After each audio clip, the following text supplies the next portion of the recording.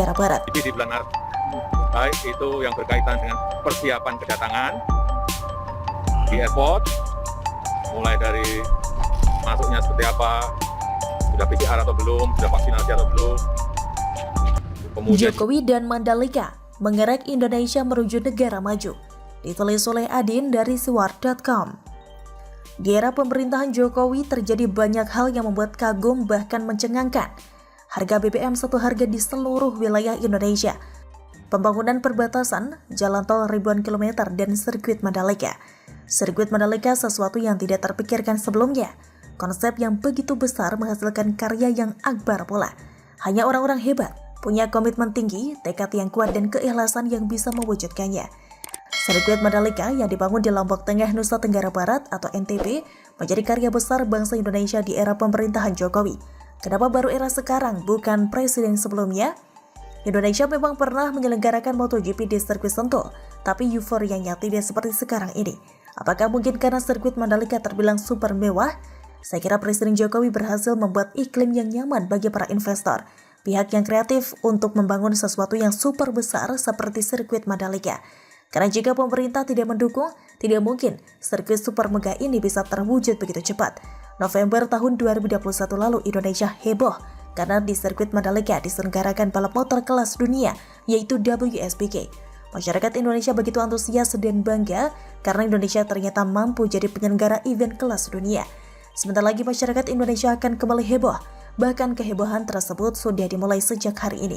Kejuaraan dunia MotoGP 2022 akan segera dimulai dalam waktu dekat. Musim 2022 akan menjadi era baru kejuaraan dunia MotoGP tanpa kehadiran Valentino Rossi yang memutuskan pensiun tahun lalu. Meski demikian, fans Valentino Rossi tidak akan bisa merasakan kehadiran sosok idola mereka sepanjang MotoGP 2022. Sebab ada 4 murid Valentino Rossi yang akan berkompetisi pada MotoGP 2022. Mereka adalah Francesco Bagnaia, Franco Morbidelli, Luca Marini, dan Marco Bezzecchi. Francesco Bagnaia selaku runner-up MotoGP 2021 akan melakoni musim keduanya bersama tim pabrikan Ducati tahun ini. Ketika mendengar MotoGP, nama pertama yang saya dengar adalah Valentino Rossi, karena saking seringnya dia menjuarai MotoGP. Setiap seri kita seolah akan melihat bagaimana perjalanan seru dari Rossi untuk naik podium utama. Seolah warga dunia sudah mengetahui bahwa yang akan jadi juara dunia MotoGP adalah Rossi di setiap tahunnya. Kini Rossi sudah tidak mengikuti balapan lagi, Rossi sudah memasuki masa pensiun.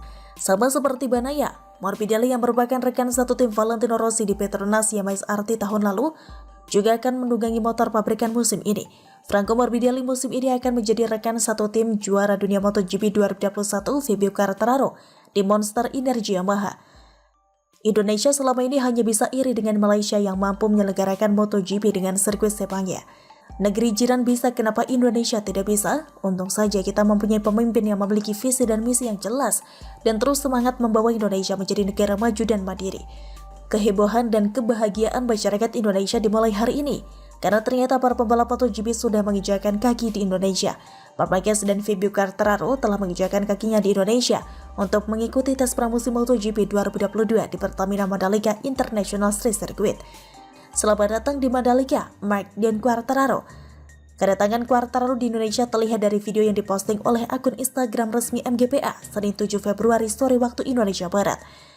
Quartararo terlihat menggunakan pakaian santai, memakai sweater berwarna abu-abu di bagian atas dan celana hitam corak putih. Rider Yamaha itu menggendong tas serta menarik sebuah koper berwarna hitam. Pada postingan lainnya, MGPA memperlihatkan Marc Marquez juga telah sampai. Marquez terlihat asyik berbicara dengan adiknya Alex Marquez. Marc, Alex, dan Quartararo baru saja menuntaskan sesi tes pramusim MotoGP 2022 di sirkuit Sepang Malaysia.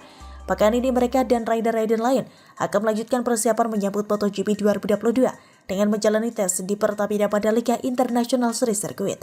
Para pembalap dijadwalkan tiba di Mandalika pada Senin 7 Februari hari ini. Sementara anggota tim, termasuk teknisi dan kargo dikabarkan, akan tiba secara bertahap sampai Selasa 8 Februari. Tes pramusim MotoGP di Pertamina Mandalika International Street Circuit terdiri dari sesi tes dan latihan selama 3 hari, dari Jumat sampai Minggu 11-13 Februari 2022. Setiap hari sesi akan dimulai pukul 10 sampai 17:45 waktu Indonesia Tengah untuk sesi tes. Kemudian akan dilanjutkan dengan sesi latihan oleh para pembalap selama 15 menit hingga pukul 18 waktu Indonesia Tengah.